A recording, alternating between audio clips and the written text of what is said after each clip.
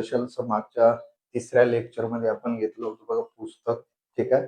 आणि त्याचबरोबर परत घेतलं होतं मराठी व्याकरणाचं काही विशेष जे लेखक आहेत, ठीक आहे, ज्या आणि त्याच्यावर तुम्हाला व्हिडिओ जे आहे ते आपण मागचं अपलोड केलेला आहे. परत ते ऐकू शकता तुम्ही, ठीक आहे. तरी अजून मी 2 मिनिटासाठी जे झालेलं होतं ते रिव्हिजन तुम्हाला करून देणार आणि लगेच आपण समोरच्या घटकाला स्टार्ट करू, ठीक आहे. तर बघा आपण घेतलं होतं मागच्या लेक्चरमध्ये मराठी व्याकरणाची पुस्तकाबद्दल लेखक, ठीक आहे. आता कधी जर आपल्याला विचारलं मराठी व्याकरणाचं पहिली पुस्तक कोणी लिहिलेलं आहे, तर लगेच आपण सांगणार बघा विल्यम कॅरी यांनी लिहिलेलं आहे. आता इसवी सन केव्हा लिहिलं त्यानं, तर 1805 मध्ये लिहिलेलं आहे. मग त्या पुस्तकाचं नाव काय, तर the grammar of Marathi language. मग ही पुस्तक कोणत्या भाषेमधून लिहिण्यात आलेली आहे, तर कोणत्या भाषेतून लिहिण्यात आलेली आहे, इंग्रजी या भाषेतून, ठीक आहे. सेकंड आपल्याला लक्षात ठेवायचं आहे व्यक्ती कोण बघा, तर जशाला कोणता व्यक्ती सांगता येईल, गंगाधर शास्त्री फडके. आता गंगाधर शास्त्री फडके यांनी सुद्धा इसवी सन काय बघा 1836 मध्ये मराठी व्याकरणाचं मराठी भाषेतून पहिली पुस्तक लिहिलेली आहे. त्या पुस्तकाचे नाव काय, तर त्या पुस्तकाचं नाव तुम्हाला सांगता येईल महाराष्ट्र भाषेचे व्याकरण होते. मग ही पुस्तक कोणती पुस्तक म्हणून ओळखली जाते, तर तुम्हाला असं सांगता येईल ही पुस्तक पहिली मुद्रित पुस्तक म्हणून ओळखली जाते, ठीक आहे. त्यानंतर बघा जसं परत आपल्याला जे आहे ते दादोबा पांडुरंग तर्खडकर याच्याबद्दल आपण माहिती घेतलं. मराठी भाषे पाणी असे आपण कोणाला म्हणतो, तर दादोबा पांडुरंग तर्खडकर. यांना का म्हणतो, यामागचं नेमकं कारण काय, तर लगेच आपल्याला कारण सांगता येतो. कोणतं कारण सांगता येतो बघा, कारण तर्खडकर यांनी इसवी सन 1836 मध्ये मराठी भाषेतून मराठी व्याकरणाचं एक पुस्तक लिहिलेलं होतं. त्या पुस्तकाचं नाव काय, तर महाराष्ट्र भाषेचे व्याकरणच होते. मग ही पुस्तक काय बघा, ही पुस्तक जे आहे ते जसं गंगाधर शास्त्री फडके यांच्या पुस्तकानंतर 3 महिन्यांनी प्रकाशित झाली होती. आणि या पुस्तकाला त्या काळामध्ये सर्वात जास्त प्रतिसाद मिळाला होता, म्हणून दादोबा पांडुरंग तर्खडकर यांना मराठी भाषेचे पाणिनी म्हणण्यात आलेला आहे. मग पाणिनी हा कोण होता, तर एका व्यक्तीचा नाव होता आणि तो संस्कृत मधला महान व्याकरणकर्ता होता, ठीक आहे. त्यानंतर तो कोणत्या देशाचा होता म्हणलं, तर तुम्ही नेपाळी सांगू शकता. त्याचा जिल्हा जे आहे ते लुंबुनी आणि गाव म्हणलं तर कोणतं होतं बघा, पनेना त्याचं गाव होतं. त्यानंतर आपण त्यांना परत एक पॉइंट घेतलं होतं बघा, त्यांना जे उपमा दिलेले आहे, आलं लक्षात, कोणकोणत्या लेखकांनी त्यांना जे आहे ते पाणिनी ही उपमा दिलेलं आहे, सांगा बरं. कालच्या लेक्चर मध्ये तुम्हाला लिहून दिलं होतं. 3 व्यक्तीचं नाव घेतलं होतं. पहिलाच व्यक्ती जर आपण घेतलं तर लोकहितवादी गोपाळराव देशमुख. त्यानंतर सेकंड आपण नाव घेतलं होतं विष्णू शास्त्री चिपळूणकर आणि तिसरा कोण होता बघा, मोरू केशव दामले. असे 3 व्यक्तींना आपापल्या पुस्तकामध्ये दादोबा पांडुरंग तर्खडकर यांना काय म्हटलेलं आहे, मराठी भाषेचे पाणिनी. त्यानंतर आपण घेतलं होतं बघा, मराठी भाषेचे शिवाजी असे कोणास म्हणतात, सांगा. शिवाजी म्हणलं तर विष्णू शास्त्री चिपळूणकर. त्यानंतर बघा मराठी भाषेचे निबंधकार कोणास म्हणतात, विष्णू शास्त्री चिपळूणकर.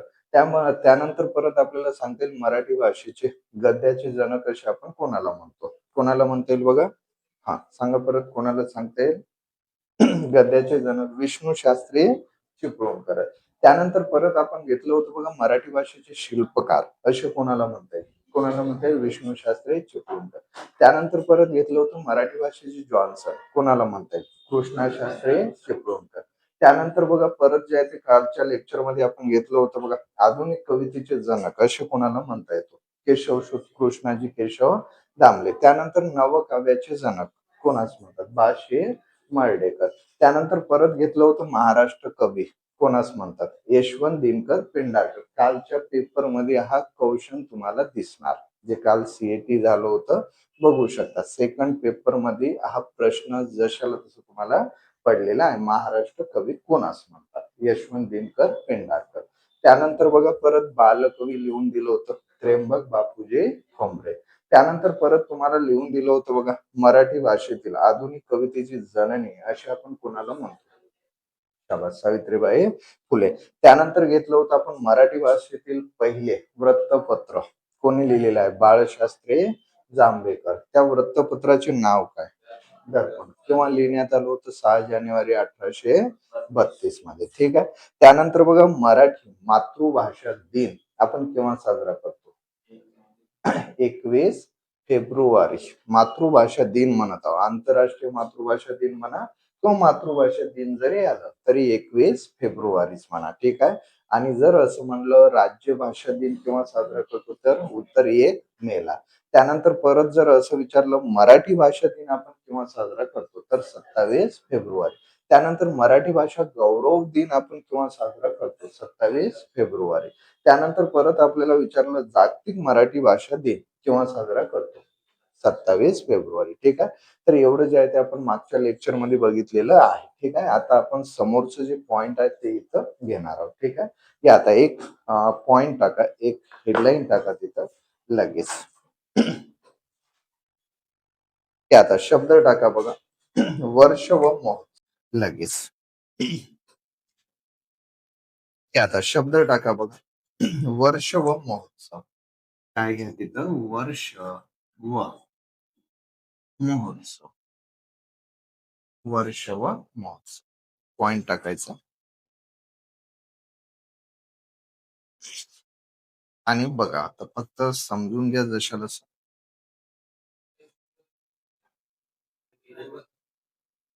कोणतं हा काय 27 फेब्रुवारी काय हा वि. शिरवाडकरचा आहे. वि. शिरवाडकरच्या जन्मदिना निमित्त आपण हा दिवस जे आहे ते साजरा करतो. ठीक आहे. याला मराठीमध्ये कुसुमाग्रज या नावाने ओळखतो. ठीक आहे. तो वि. शिरवाडकरच्या जन्मदिनानिमित्त. ठीक आहे. बघा आता इथं शब्द दाखवलं बघा आपल्याला वर्ष आणि महोत्सव. काय दाखवलं बघा वर्ष आणि महोत्सव. आता मराठी व्याकरणामध्ये बघा याच्यावर सुद्धा तुम्हाला प्रश्न जे आहे ते विचारलेले आहे भरपूरदा. जसं आता तुम्हाला सांगितलं काय सांगितलं बघा 25 वर्ष. काय दिलं बघा 25 वर्ष. मराठी व्याकरणामध्ये 25 वर्ष म्हणलं तर कोणता वर्ष म्हणून आपण साजरा करतो तर लगेच आपल्याला आलं पाहिजे बघा मराठीमध्ये काय म्हणता येईल बघा रौप्य वर्ष. काय म्हणता येईल बघा रौप्य वर्ष. त्यानंतर तुम्हाला विचारलं बघा मराठी व्याकरणामध्ये 50 वर्ष जर असलं तर आपण 50 वर्षाला कोणता वर्ष म्हणून मराठीमध्ये साजरा करतो. आता 50 वर्ष म्हणलं तर कोणता वर्ष सांगता येईल बघा आपल्याला सुवर्ण वर्ष. कोणता वर्ष सांगता येतो सुवर्ण.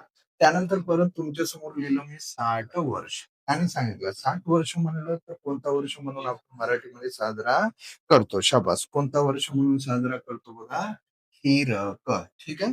त्यानंतर परत दाखवलं आपल्याला 75 वर्ष. आता मराठी व्याकरणामध्ये जर आपल्याला 75 वर्ष म्हणलं तर आपण कोणता वर्ष म्हणून साजरा करतो याला अमृत वर्ष. कोणता सांगता येईल बघा अमृत वर्ष. ठीक आहे. त्यानंतर परत आपल्याला दाखवलं बघा 80 वर्ष. काय दिलं 80. मग आता 80 वर्ष जर असेल तर याला मराठीमध्ये कोणता वर्ष तुम्हाला म्हणता येईल किंवा याचं जे आहे ते साजरा म्हणून कोणता आपल्याला करता येईल सांगा बरं. 80 वर्ष म्हणलं तर काय घेणार सहस्त्र. काय बघा सहस्त्र चंद्र दर्शन म्हणून आपण साजरा करतो. ठीक आहे. सहर्ष चंद्र दर्शन. त्यानंतर परत आपल्याला मिळालं बघा 100 वर्ष. काय बघा 100 वर्ष. आता 100 वर्ष म्हणलं तर काय म्हणतो आपण शतक म्हणतो. काय म्हणतो बघा शतक. किंवा याला तुम्ही शताब्दी सुद्धा म्हणू शकता. काय म्हणू शकता बघा शतक म्हणा किंवा त्याला नाव जे आहे ते आपण मराठीमध्ये परत शताब्दी सुद्धा म्हणू शकतो. ठीक आहे. आता याच्यानंतर बघा परत आपल्याला सांगितलं काय बघा 125 वर्ष. काय बघा 125. कोणतं म्हणता येईल 125 म्हणलं तर कोणता वर्ष साजरा करता येईल सांगा बरं. शतकोत्तर. काय म्हणा शतकोत्तर रौप्य वर्ष. काय म्हणता येईल बघा शतकोत्तर रौप्य वर्ष. त्यानंतर परत सांगितलं बघा आपल्याला 150 वर्ष. काय सांगितलं बघा 150 वर्ष. आता 150 वर्ष म्हणलं तर मराठी व्याकरणामध्ये कोणता वर्ष म्हणून आपण साजरा करतो सांगा बरं. काय म्हणता येईल बघा सार्ध शती. काय म्हणता येईल बघा सार्ध शतीक महोत्सव. काय बघा सार्ध शती महोत्सव.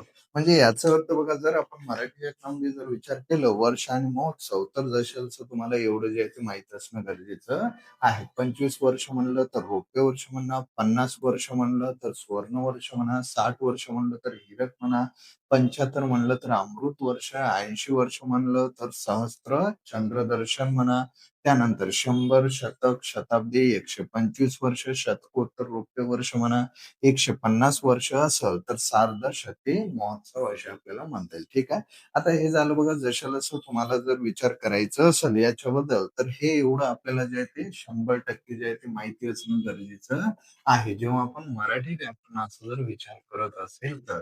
आता परत आपल्याला समोरचं विचारलं बघा, आता कादंबरी. काय विचारलं बघा? कादंबरी. आता मराठी व्याकरणामध्ये जर आपण कादंबरीचा जर विचार केलं, तर आता कादंबरीवर परत आपल्याला प्रश्न विचारण्यात आलेला आहे. ठीक आहे, बेसिक मध्येच. ठीक आहे. मग आता बेसिक मध्ये परत आपण कादंबरीचा विचार केला, काय बघा सेकंड पॉइंट राहील आपलं कादंबरी. आता आपल्याला विचारलं मराठी व्याकरणामध्ये जी कादंबरी आहे, ठीक आहे, कधी आपल्याला असं प्रश्न पडलेला असतो बघा, मराठी भाषेतील पहिली कादंबरी कोणती? मग ही कादंबरी कोणी लिहिलेली आहे, इसवी सन केव्हा लिहिलेली आहे? आलं लक्षात? मग त्या कादंबरीचं परत नाव काय, असं जरी विचारलं तर लगेच आपल्याला सांगता आलं पाहिजे. मग आता आपल्याला विचारलं बघा, मराठी भाषेतील पहिली कादंबरी कोणती आहे? तर मराठी भाषेतील पहिली कादंबरी कोणती सांगता येईल तुम्हाला, सांगा बरं. यमुना. बस काय सांगता येईल बघा, यमुना पर्यटन. त्यानंतर परत विचारलं आपल्याला, पहिली कादंबरी आता यमुना पर्यटन आहे. ठीक आहे. ही कादंबरी इसवी सन केव्हा लिहिण्यात आलेली आहे? सांगा बरं. 1857. केव्हा लिहिण्यात आलेली आहे? 1857. मग आता परत तुम्हाला विचारलं, यमुना पर्यटन ही कादंबरी 1857 मध्ये कोणी लिहिलेली आहे? काय बघा, कोणी लिहिलेली आहे? सांगा, कोणी लिहिलेली आहे? बाबा पदमजी. कोणी लिहिलेली आहे बघा? बाबा पदमजी. आता जर आपल्याला कधी जर प्रश्न विचारला, मराठी भाषेत पहिली कादंबरी कोणती आहे? तर यमुना पर्यटन म्हणा. त्यानंतर कधी कधी असे विचारतात, मराठी व्याकरणातील पहिली सामाजिक कादंबरी कोणती? काय बघा, सामाजिक. मग सामाजिक कादंबरी जरी म्हणलं तरी काय म्हणा बघा, यमुना पर्यटनच म्हणा. आणि कोणी लिहिलेलं आहे? बाबा पदमजी. केव्हा लिहिलं? 1857. त्यानंतर बघा, परत आपल्याला याच्यावर एक सेकंड माहिती माहिती जी आहे ते असणं गरजेचं आहे. जसं परत आपल्याला विचारलं बघा, मराठी भाषेतील पहिली ऐतिहासिक कादंबरी कोणती? काय बघा, मराठी भाषेतील पहिली परत ऐतिहासिक, काय बघा, ऐतिहासिक कादंबरी कोणती आहे? मग जर कधी आपल्याला विचारलं मराठी भाषेतील पहिली ऐतिहासिक कादंबरी कोणती आहे, तर कोणती कादंबरी सांगता येईल तुम्हाला? मोचान गड. काय बघा, मोचान गड म्हणून सांगता येईल. मग आता तुम्हाला विचारलं, मोचनगड ही कादंबरी कोणत्या वर्षी लिहिण्यात आलेली आहे? तर कोणत्या वर्षी लिहिण्यात आलेली आहे सांगा बरं. 1871. किंवा लिहिण्यात आलेली आहे बघा, 1871. मग तुम्हाला असं विचारलं, यमुना मोचनगड ही कादंबरी जी आहे ते ऐतिहासिक कादंबरी म्हणून ओळखली जाते. मग ही कादंबरी केव्हा लिहिण्यात आलेली आहे? 1871 मध्ये. मग कोणी लिहिलं, कोणत्या लेखकाने लिहिलेलं आहे? रामचंद्र भिकाजी गुंजीरकर. कोणी लिहिलेली आहे? तर बघा, लगेच आपल्याला आठवलं पाहिजे कोणी लिहिलेली आहे. रामचंद्र भिकाजी गुंजीरकर या लेखकाने ही कादंबरी लिहिलेली आहे. त्यानंतर परत आपल्याला अजून एक विचारलं, मराठीतील पहिली कादंबरीकार कोण आहे? सांगा बरं. जसं बघा, इथं आपण ऐतिहासिक बघितलं, पहिली कादंबरी. आता तुम्हाला परत तिसरा पॉइंट काय विचारलं बघा, मराठी भाषेतील पहिली कादंबरीकार कोण?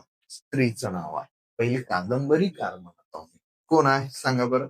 मराठीतील पहिली स्त्री कादंबरीकार कोण आहे? शाबास. स्त्री कादंबरीकार जर विचारलं तर उत्तर नेहमी काय लक्षात ठेवा? साळूबाई आणि तांबेकर. जर आपल्याला कधी जर विचारलं मराठी भाषेतील पहिली स्त्री कादंबरीकार कोण आहे, तर लगेच उत्तर काय आलं पाहिजे बघा, तर जशाला साळूबाई तांबेकर.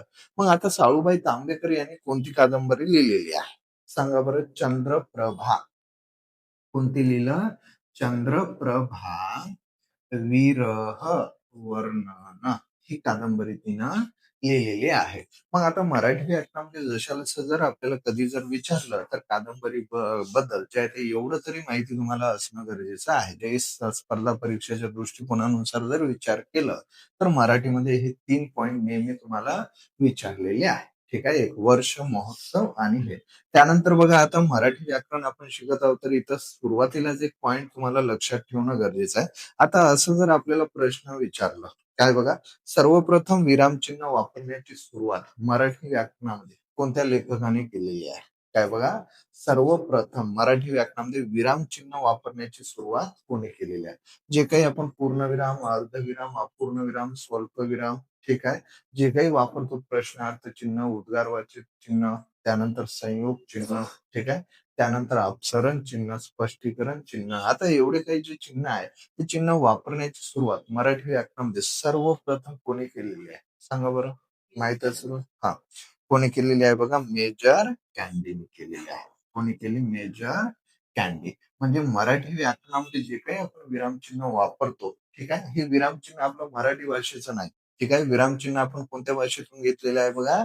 इंग्रजी या भाषेतून घेतलेलं आहे. जे काही आज आपल्याजवळ पूर्णविराम, स्वल्पविराम, अर्धविराम, प्रश्नार्थचिन्ह, उद्गारवाचक चिन्ह, जेवढे काही चिन्ह आहे आपल्या जवळ, हे आपले मराठीचे चिन्ह नाही. हे आपण कोणत्या भाषेतून घेतलेलं आहे बघा? इंग्रजी या भाषेतून.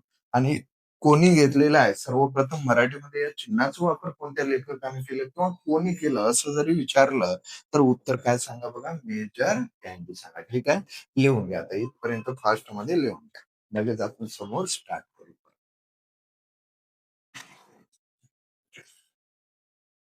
एवढं माहिती आपल्याला लिहून घ्यायचं. हे आता एक ओळ सोडा जे आपण घेतलं होतं स्टार्टिंग, वर्ष आणि महोत्सव, ते लिहून घेऊ अगोदर. घ्या. हेडलाईन टाका जे काल मागच्या लेक्चर मध्ये झालेलं आहे तिथूनच. इथं टाका वर्ष व महोत्सव. हेडलाईन टाका. लिहा. आता पहिलाच पॉईंट लिहा. 25 वर्ष. 25 वर्ष घ्यायला. 25 वर्षाला नाव द्या रौप्य महोत्सव. रौप्य महोत्सव. त्यानंतर परत सेकंड 50 वर्ष. 50 वर्ष. ठीक आहे. 50 वर्षाला नाव दिलं होतं आपण स्वर्ण वर्ष. स्वर्ण करा. ठीक आहे. त्यानंतर घ्या बघा इथं 60 वर्ष.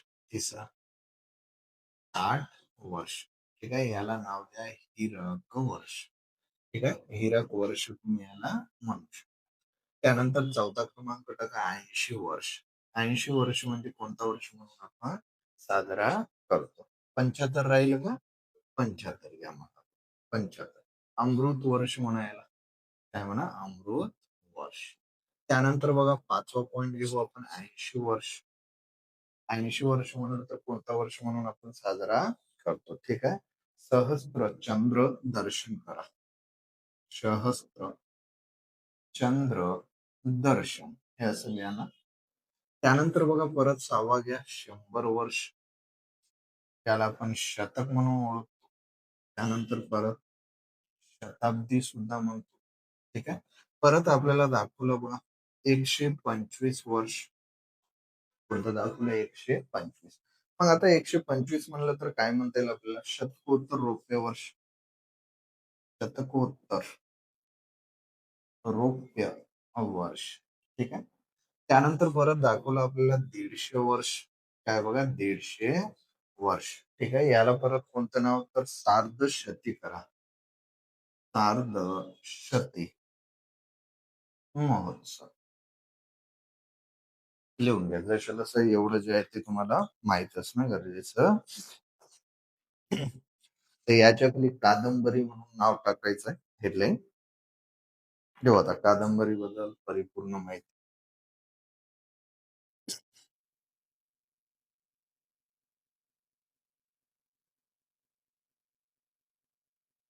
टाका. एक ओळ सोडा कादंबरी म्हणून हेडलाईन.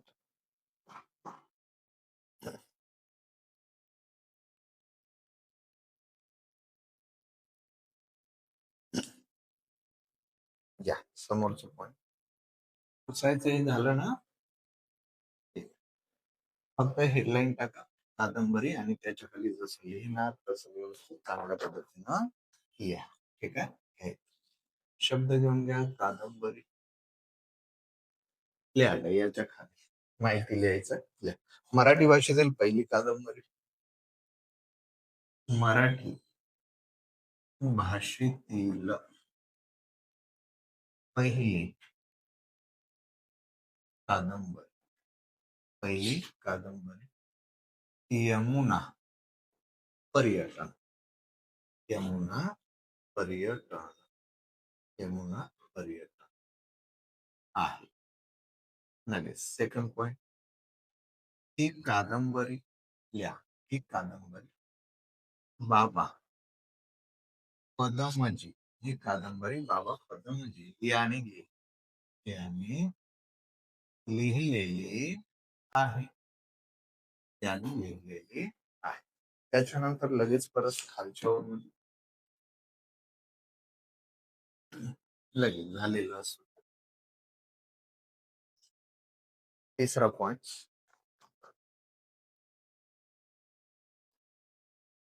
यमुना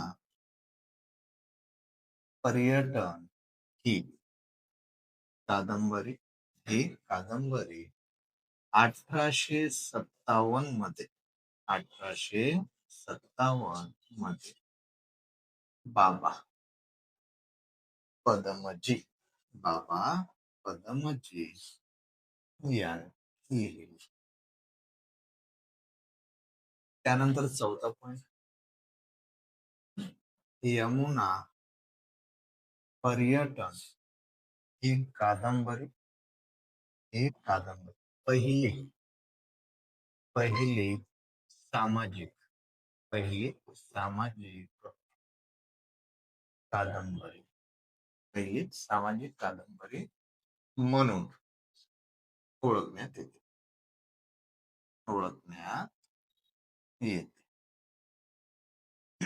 या लगेच एक ओळ सोडा. फर्स्ट आता सेकंड घ्या, पहिली ऐतिहासिक कादंबरी. माहिती लिहित चला एकत्र. पहिली ऐतिहासिक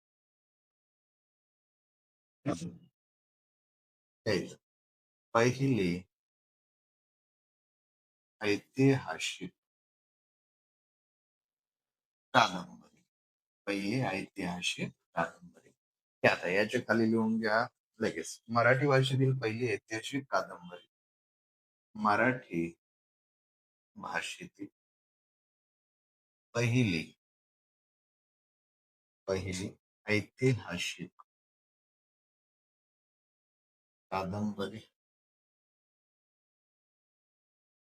मराठी भाषेतील पहिली ऐतिहासिक कादंबरी मोचनगड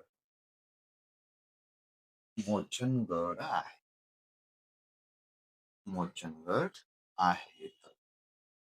या सेकंड पॉइंट कर. मोचनगड ही कादंबरी 1871 मध्ये रामचंद्र भिकाजी गुंजीरकर यांनी लिहिलेली. रामचंद्र भिकाजी गुंजीरकर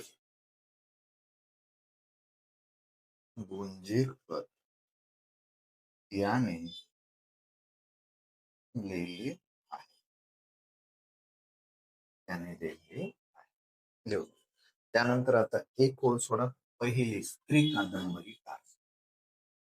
पॉइंट राहणार पहिली स्त्री कादंबरी काय?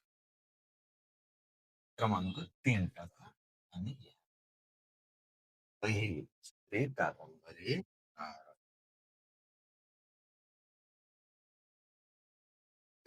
पॉइंट राहणार तिसरा. पहिली स्त्री कादंबरी काय? लिहून त्याच्याकडे पहिली स्त्री कादंबरी काय?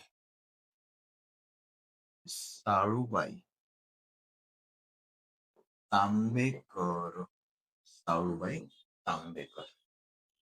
ही आहे.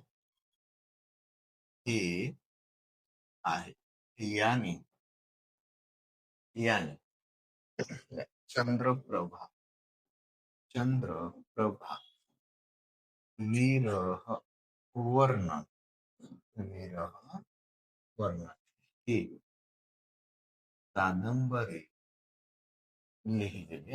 कादंबरी लिहिलेली आहे. लिहून घ्या एवढं व्यवस्थित चांगल्या पद्धतीने लिहून. आता याच्या खाली एक पॉइंट परत तुम्हाला नोट करायचं आहे. मराठी भाषेत सर्वप्रथम विरामचिन्हे वापरण्याची सुरुवात कोणी केली?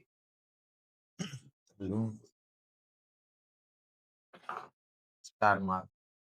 मराठी सर्वप्रथम सर्वप्रथम विराम चिन्हे वापरण्याची सुरुवात. विराम चिन्हे वापरण्याची सुरुवात. मेजर कॅन्डी याने केली. Major candy.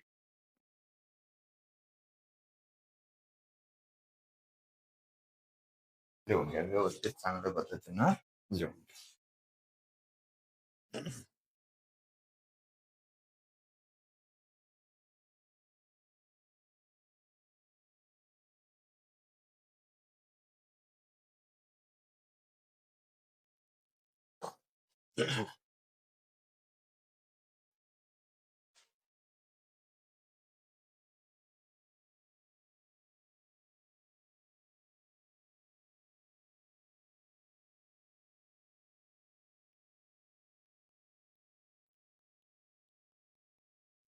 काय झालेलं आहे?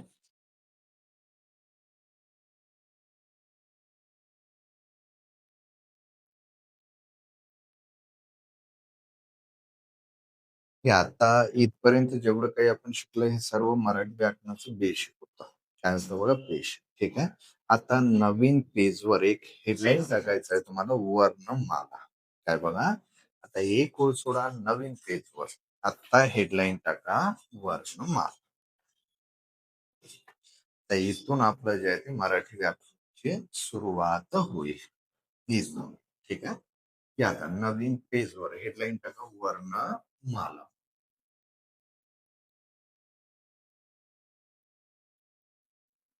या झालेलं असेल तर पुसून टाकायचं हे. झालं ना?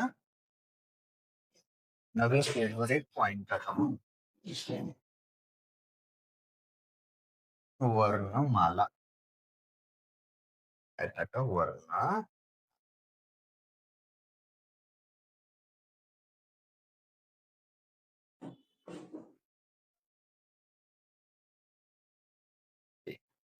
बघा आता रजिस्टर बंद करा. हेडलाईन टाका वर्णमाला. रजिस्टर बंद करा. ठीक आहे. बघा आता इथं लक्ष द्या मराठी व्याकरणामधला हा एवढं महत्वाचा घटक आहे वर्णमाला की याच्यावर बघा 100% कोणताही पेपर तुम्ही द्या 1 किंवा 2 मार्क असतो. याच्याशिवाय पेपर शेटच तुमचं मराठी व्याकरणामध्ये तयार होत नाही. सरळ सरळ. जसं कालचं आपण जे पेपर झालं होतं सीएटी त्याच्यामध्ये जर बघितलं तर एकूण वर्ण एक शब्द दिलं होतं. ठीक आहे. त्या शब्दामध्ये विचारलं मराठी व्याकरणामध्ये एकूण वर्ण किती आहे? आलं लक्ष? मग असं कोणता ना कोणता आणि परत सजातीय स्वराची जोडी विचारलं होतं. आलं लक्षात? एवढं सरळ सोपं. सजातीय स्वराची जोडी 3 होती. त्याच्यामध्ये बघायचं होतं कोणतं सजातीय स्वराची जोडी आहे. आलं लक्षात? कालच्याच पेपरचं बघू शकता तुम्ही चेक करू शकता. म्हणजे एवढं सरळ म्हणजे पेपरच तयार होत नाही. याच्यावर 2 मार्क होते काल. आलं लक्षात? वर्णमाला. म्हणजे मराठी व्याकरणामध्ये 100% तुम्हाला वर्णमाला जे आहे ते 1 ते 2 मार्क देऊनच जातो. कोणत्याही पेपराची तयारी करा, कोणतेही पेपर तुम्ही द्या. तर बघा हा घटक अति इम्पॉर्टंट आहे आपल्यासाठी म्हणून बघा याचं सर्वच आपण जे आहे ते बारीक पासून तर एमपीएससी पर्यंतच्या लेवलचं सर्व जिथं आपण अभ्यास करू याच्यावर. ठीक आहे. तर बघा हेडलाईन दाखवलं तुम्हाला वर्क. काय बघा वर्क्स. आता मराठी व्याकरणामध्ये जर आपल्याला विचारलं वर्ण या शब्दाचा अर्थ काय? काय बघा वर्णमाला शिकण्या अगोदर जसं मराठी व्याकरणामध्ये वर्ण म्हणजे काय? वर्ण कोणाला म्हणायचं याची व्याख्या काय सांगता येईल. ठीक आहे. तर अगोदर बघू वर्ण. वर्ण या शब्दाचा अर्थ काय? तर मराठी व्याकरणामध्ये वर्ण या शब्दाचा अर्थ काय मिळतो बघा? रंग. काय मिळतो बघा? रंग. मग आता एक जनरल नॉलेजचा एक प्रश्न तयार होऊ शकतो. मराठी व्याकरणामध्ये रंगाचा शोध कोणी लावला? कोणी लावला? शाली मार्की यांनी लावला. काय बघा परत याचा जर थोडा अभ्यास केला समानार्थी शब्दाचं. ठीक आहे. जसं बघा शब्द आहे रंग. ठीक आहे. उपसर्ग घेतलं कुरंग. परत आहे रंग. परत उपसर्ग घेतलं बघा सा. शब्द झाला सारंग कुरंग. त्यानंतर एक जोडीदार म्हणून मृद घेऊ मृग. आता या तिन्ही शब्दाचा जर समानार्थी शब्दाचा विचार केला तर कोणता शब्द मिळतो? हरे. काय बघा बघा आता रंगावरून रंगाचा शोध कोणी लावला? शालिमार. रंग जे आहे ते कुरंग आहे, सारंग आहे, मृग आहे आणि समानार्थी शब्द कोण आहे? हे हरिण आहे. ठीक आहे. फक्त तुम्हाला एवढंच सांगायचं होतं मला, वर्ण या शब्दाचा अर्थ काय? तर वर्ण या शब्दाचा अर्थ काय बघा?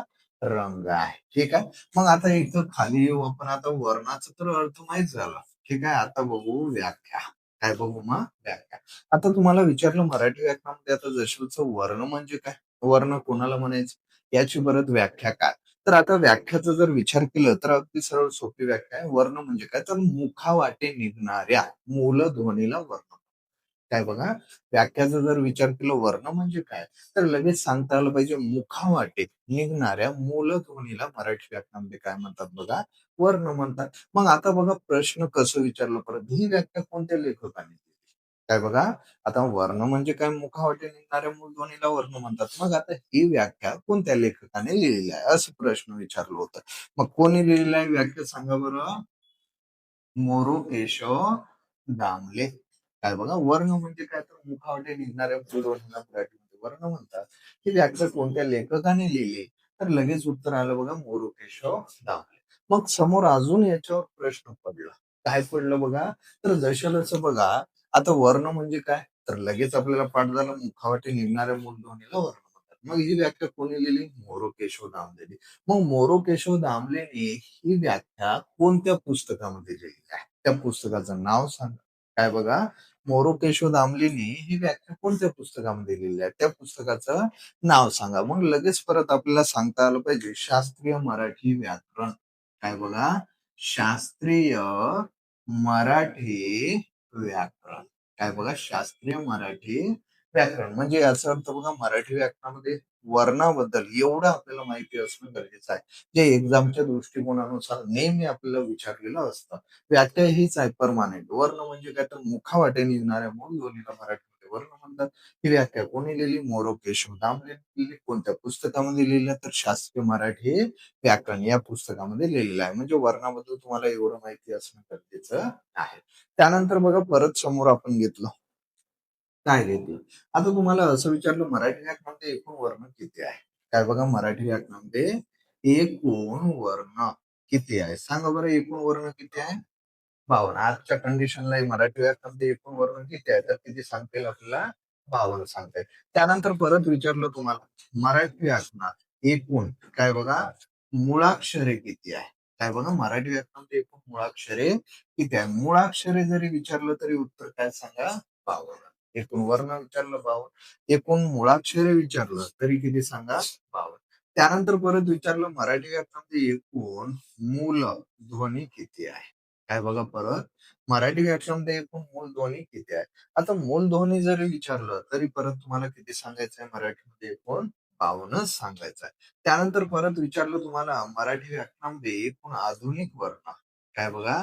आधुनिक वर्ण किती आहे? तर परत तुम्हाला मराठी व्याकरणामध्ये एकूण आधुनिक वर्ण जरी विचारलं तर किती सांगायचं आहे परत?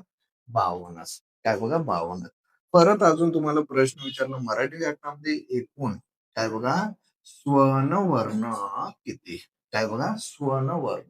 आता मराठी व्याकरणामध्ये एकूण स्वनवर्ण जर विचारलं तरी उत्तर आपल्याला काय सांगायचं आहे परत? 52. आता इथं शब्द नव्याने थोडं दिसत असतो स्वन. आता स्वन या शब्दाचा अर्थ काय? तर स्वन या शब्दाचा अर्थ किंवा समानार्थी म्हणा आवाज, ध्वनी, त्यानंतर नाद, त्यानंतर रव. काय बघा? मराठी व्याकरणामध्ये जर आपण विचार केलं, काय बघा? स्वन या शब्दाचा अर्थ काय? स्वन कोणाला म्हणायचं?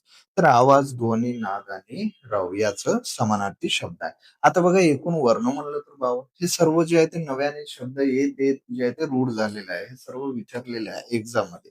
एकूण मुळाक्षरे म्हणलं तर 52 सांगा, एकूण मूलध्वनी म्हणलं तर 52 सांगा, एकूण आधुनिक वर्ण म्हणलं तरी 52 आणि एकूण स्वन वर्ण म्हणलं तरी काय आहे? 52. आता परत आपल्याला विचारलं बघा, काय हे तर पॉइंट झालं. ते काय खालीच घेऊ. आता असं विचारलं मराठी व्याकरणामध्ये एकूण काय बघा? मराठी व्याकरणात एकूण पारंपरिक काय बघा? एकूण पारंपरिक वर्ण किती? काय बघा? आता मराठी व्याकरणामध्ये एकूण पारंपरिक वर्ण जर विचारलं तर आता 52 सांगायचं नाही. आता किती सांगू आपण?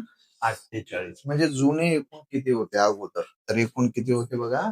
48. त्यानंतर परत असं विचारलं. काय विचारलं बघा? समोर वर येऊ. ठीक आहे. आता परत आपल्याला पॉइंट असं विचारलं मराठी व्याकरणामध्ये काय बघा परत मराठी व्याकरणामध्ये एकूण काय बघा परत इथं घेतलं मराठी व्याकरणामध्ये एकूण मूळचे काय बघा मूळचे वर्ण किती. तर मूळचे वर्ण जर विचारलं तर परत मराठी व्याकरणामध्ये किती सांगा बघा 48. बघा आता याच्यावर बघा वर्णाबद्दल एवढं जे आहे ते आपल्याला प्रश्न एकदम विचारलेला आहे. एकूण वर्ण म्हणलं तर 52 म्हणा. ठीक आहे. एकूण मुळाक्षरे 52. त्यानंतर एकूण आधुनिक वर्ण 52च आहे. एकूण स्वन वर्ण जरी विचारलं तरी 52च सांगा. ठीक आहे. एकूण जर पारंपरिक वर्ण विचारलं तर 48 सांगा. एकूण मूळचे वर्ण विचारलं तर 48 सांगा. आता परत एक कंडिशन तुम्हाला लक्षात ठेवायचं आहे मराठी व्याकरणामध्ये 6 नोव्हेंबर काय बघा 6 नोव्हेंबर काय बघा 6 नोव्हेंबर 2009च्या नियमानुसार काय बघा 6 नोव्हेंबर 2009च्या नियमानुसार मराठी व्याकरणामध्ये एकूण वर्ण किती वर्ण ठरवण्यात आलेले आहे असं जरी विचारलं प्रश्न तर परत काय सांगून टाका बघा एकूण 52. काय बघा मराठी व्याकरणामध्ये 6 नोव्हेंबर 2009च्या नियमानुसार मराठी व्याकरणामध्ये एकूण वर्ण किती आहे तर एकूण वर्ण किती सांगायचं आता आपल्याला सध्याला एकूण 52 आहे. ठीक आहे. तर बघा मराठी व्याकरणामध्ये या 52 वर्णापासून जी मालिका तयार केली जाते त्या मालिकेलाच मराठी व्याकरणामध्ये नाव मिळालेलं आहे. कोणतं नाव मिळालेलं आहे बघा वर्णमाला. काय बघा वर्णमाला कोणाला म्हणायचं तर मराठी व्याकरणामध्ये जे काही आता 52 वर्ण तुम्हाला दिसत आहे त्या 52 वर्णापासून जी मालिका तयार होते त्या मालिकेलाच मराठी व्याकरणामध्ये काय म्हणता येतो आपल्याला वर्णमाला म्हणून सांगता येतो. मग आपल्याला विचारलं परत काय विचारलं मराठी व्याकरणामध्ये एकूण 52 आतापर्यंत जे काही आपण लिहिलं ते 52 वर्ण कोणते आहे. ठीक आहे. ज्याला मराठी व्याकरणामध्ये वर्ण माला म्हणून आपण संबोधू शकतो. ठीक आहे. तर बघा आता ते 52 वर्ण कोणते आहे काय नाही ते तुम्हाला इथं मी सर्व काही लिहून देणार. ठीक आहे. तर आता असं करू आपण अगोदर स्टार्टिंग पासून जशाला तसं लिहून घेऊ इथपर्यंत आणि त्यानंतर एकूण 52 वर्ण कोणते आहे ते परत तुम्हाला इथं मी दर्शवून देणार. ठीक आहे. ते आता नवीन पेजवर हेडलाईन जे तुम्ही टाकलं जशाला जसं 2 पेनीचा यूज करा चांगल्या पद्धतीनं लिहा. कारण याचं बाहेरचं आपल्याला काही येणारच नाही एक्झाम. या आता हेडलाईन टाकलं तुम्ही वर्णमाला या मग आता एक ओळ सोडा स्टार मारा पॉइंट या वर्ण या शब्दाचा अर्थ रंग लिहा. वर्ण या शब्दाचा अर्थ रंग. त्यानंतर परत रंगाचा शोध कोणी लावला. ठीक आहे. तर एक शब्द लिहून घ्या शालिमार. त्यानंतर परत रंगावरून समानार्थी लक्षात ठेवा पुरंग तारंग त्यानंतर मृग आणि शेवटी हरिण. मृग हरिण मृग शब्द आहे. ठीक आहे. आता याच्या खाली परत लिहा पॉइंट वर्ण. ठीक आहे. आणि इथं घ्या व्याख्या. आता वर्ण म्हणजे काय परत वर्ण कोणाला म्हणायचं जे आता मी 2-3दा मुखावाटे मुखावाटे निघणाऱ्या मूल ध्वनीला मराठी व्याकरणात वर्ण म्हणतात. लिहून घ्या. ही झाली आपली व्याख्या. मुखावाटे निघणाऱ्या मूल ध्वनीला मराठी व्याकरणामध्ये वर्ण म्हणतात. त्यामागे ही व्याख्या कोणत्या लेखकाने लिहिली तर लगेच आता ही व्याख्या कोणत्या लेखकाने लिहिली लेखक म्हणून शब्द टाका आणि लिहून घ्या. मोरो केशव दामगे याने याने याने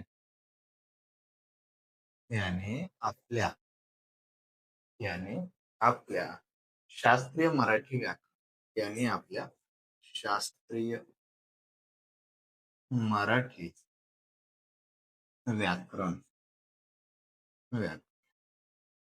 या पुस्तकात लिहिलेली आहे लिहिलेली आहे असं दर्शवा. ठीक आहे.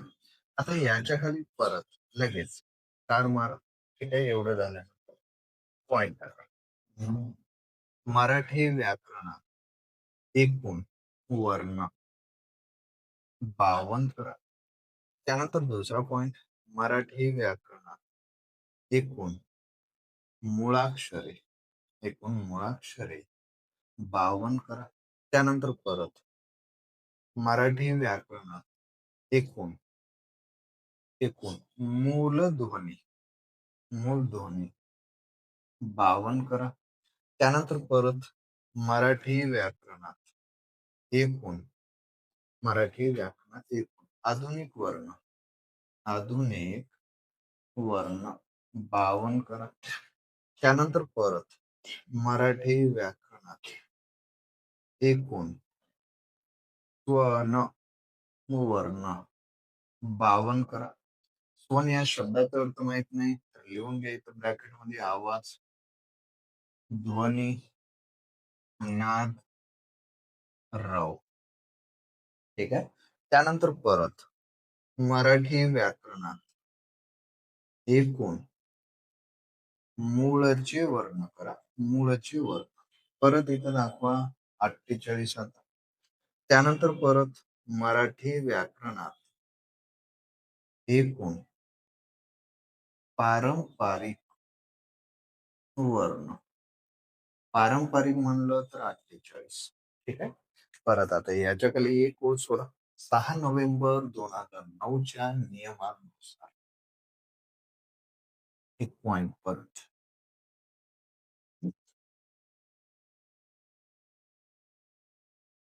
लिहा. याच्या खाली झालेलं असेल तर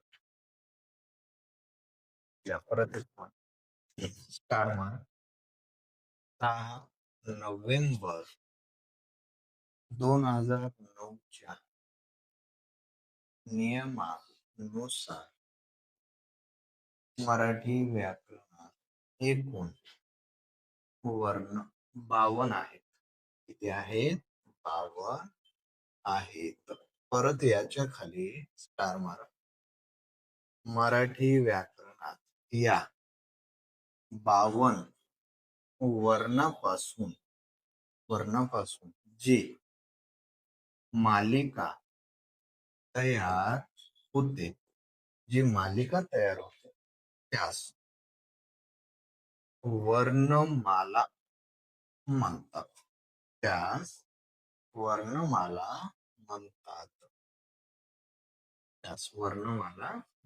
ठीक आहे.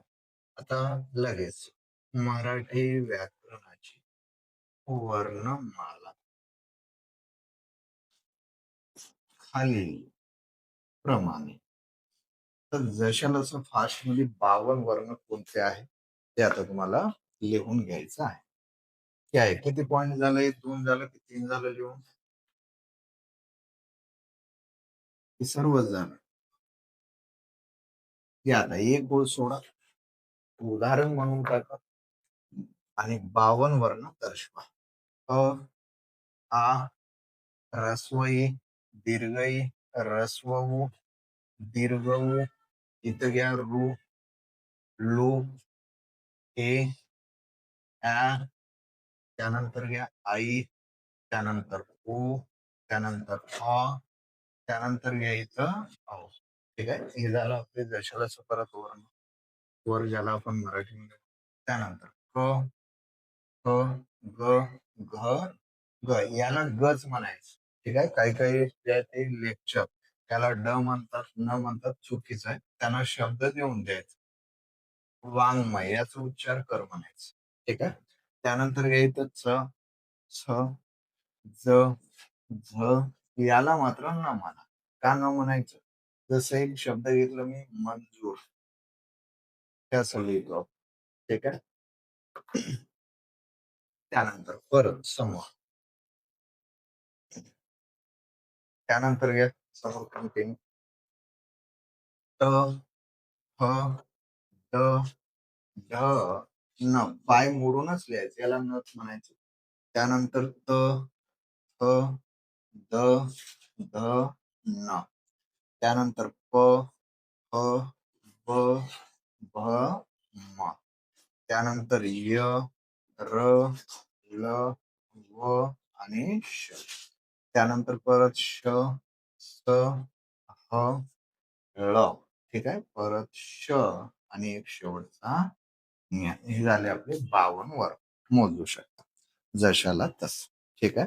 तर आता राहिलेले जे काही मराठी व्याकरण आहे ते समोरचं 5व्या लेक्चर मध्ये आपल्याला अगदी बेसिक पासून परत होणार याच्या समोरचं जे काही आहे ते. ठीक आहे.